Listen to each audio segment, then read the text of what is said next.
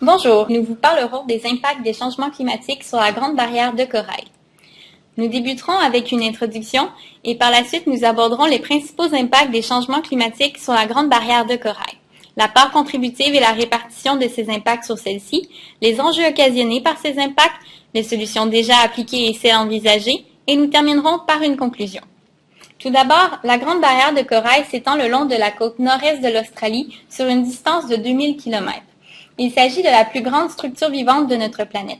Elle couvre une superficie si grande qu'elle peut même être aperçue de l'espace.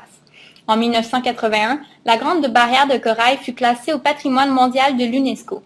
Elle compte 1500 espèces de poissons, 400 espèces de coraux, 4000 espèces de mollusques et 240 espèces d'oiseaux.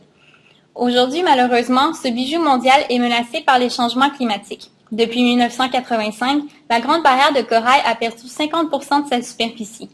Plus inquiétant encore, le phénomène ne fait que s'accélérer à travers le temps, puisque les 2/3 de cette perte se sont produits à partir de 1998.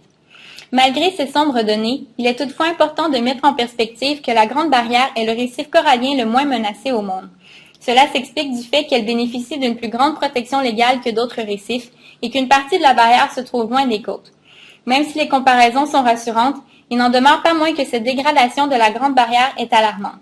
Il y a lieu d'analyser les 3 principaux impacts qu'ont les changements climatiques sur la Grande Barrière de Corail.